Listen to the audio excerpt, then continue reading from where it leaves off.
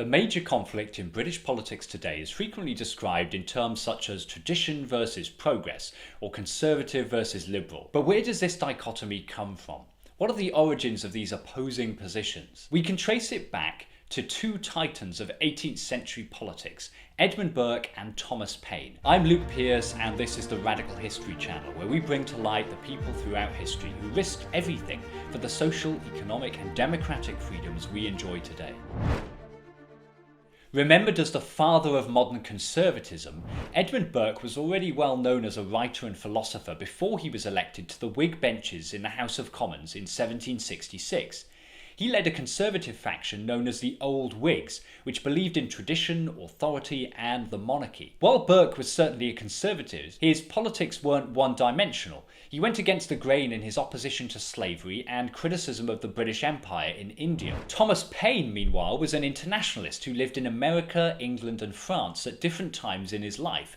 He seemed to arrive in places just when revolutions were getting underway. In fact, Paine is known as the father of the American Revolution because in 1776 he wrote a book called Common Sense, which set out the moral and political arguments for American independence, republicanism, and radical democracy. Paine was one of the first people in the West to really articulate a thorough radical vision. He popularized the idea of universal human rights. He was also one of the first proponents of a wide-reaching welfare state. And because his writing was accessible and plain-speaking, he converted thousands of ordinary people to radical politics. The proto-radicals of the era even wrote an alternative Republican national anthem for him. We should sing it. We don't need to sing it. God save great Thomas Paine. By the time he returned to England from America in 1787, Paine was nothing short of a radical celebrity, and that's when he met Burke.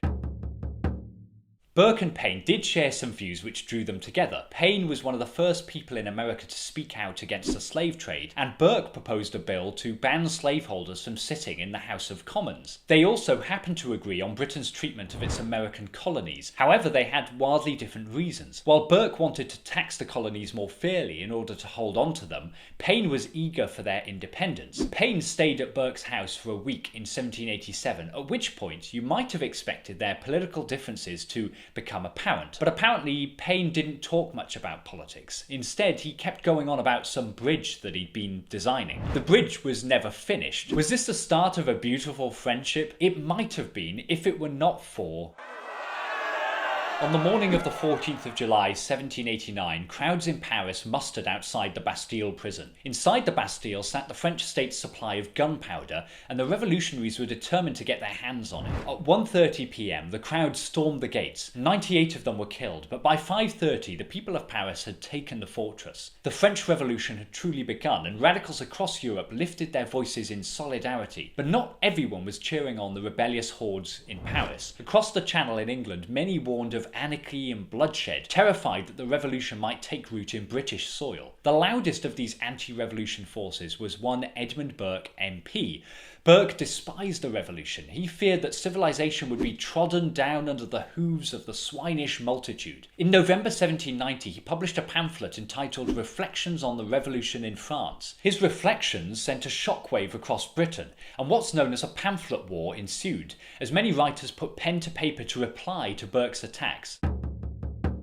The most famous of all the responses to Burke's reflections was a book called Rights of Man, written by none other than Thomas Paine. As the radical intellectual par excellence, it is no wonder that on reading Burke's attack on the French Revolution, Paine immediately set out to repudiate it. Burke's primary objection to the revolution emphasized the importance of experience and tradition over abstract idealism. According to Burke, the best laws and customs are those handed down to us from our forefathers. Change, he warned, could lead to mayhem and violence. By contrast, Paine argued that we can't rely on past generations to pass down our rights to us like hand-me-down clothes. We have to constantly re-evaluate and reform our institutions to ensure that they remain fit for purpose. According to Burke, it's the rights already found in legal conventions that make up the moral structure of society. But Paine insisted that some rights are simply inherent to being human, and if those rights are not upheld by the government of the day, then revolution is permissible. As far as Paine was concerned, the French state had failed to maintain these natural rights of its citizens. The Bastille where prisoners were chained to the walls in horrific conditions, was symbolic of the French government's tyranny. Hence, the storming of the Bastille was seen as emblematic of the revolutionary fight against despotism. Burke hardly mentioned the Bastille in his reflections. Instead, he focused on the storming of Marie Antoinette's apartments in the Palace of Versailles as a symbol of how the revolution would destroy all things good and beautiful in the world. Not a lot of people know this, but Marie Antoinette said, "Let them eat cake." She was referring to her cats. She meant, "Let my cats eat cake." There's no evidence that Marie Antoinette ever said anything about cake. I'd like some cake, please. In October 1789, a few months after the storming of the Bastille, a faction of female revolutionaries did break into Versailles and forced their way into Antoinette's private rooms. Burke was shocked that anyone would dare to threaten the Queen of France, and his description of Antoinette became one of the most famous passages in Reflections on the Revolution in France. "I thought 10,000 swords must have leaped from their scabbards to avenge even a look that threatened her with insult, but the age of chivalry is gone." Apparently, Antoinette actually wept when she read this passage. She had probably just run out of cake. To Paine, it was ridiculous that Burke had sympathy for the Queen and not for the people of France. He wrote of Burke, "Not one glance of compassion, not one commiserating reflection has he bestowed on those who lingered out the most wretched of lives, a life without hope, in the most miserable of prisons." The 1790s pamphlet war between Burke and Paine caused a major controversy across Britain. The political titans of the era were going head to head. Burke and Paine became the British representatives of, respectively, the anti-revolutionary monarchists and the pro-revolutionary republicans. Their battle became the lens through which the French Revolution was perceived in Britain. Everyone had to pick a side. Were you anti-revolution with Burke or pro-revolution with Paine? I am naturally pro-cake. And this wasn't just about ideas, the stakes were real, because whether the British were for or against the revolution would decide whether Britain would have its own revolution or go to war with France. In France itself, the division became literal in the National Assembly, where politicians sat according to their positions on the political spectrum, left for revolutionaries and right for conservatives. Paine's Rights of Man became so popular among British working people that it caused real panic in Parliament. In 1791, Burke called for Paine to be put on trial for what he'd written.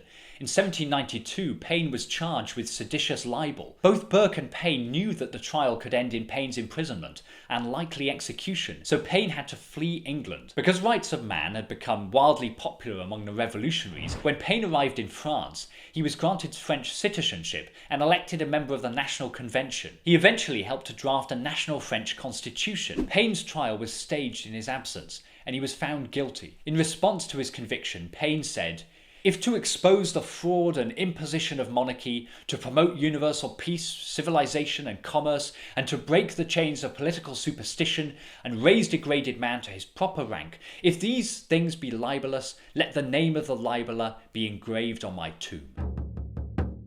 The French Revolution led to a crackdown on radical groups and activities in Britain in the 1790s.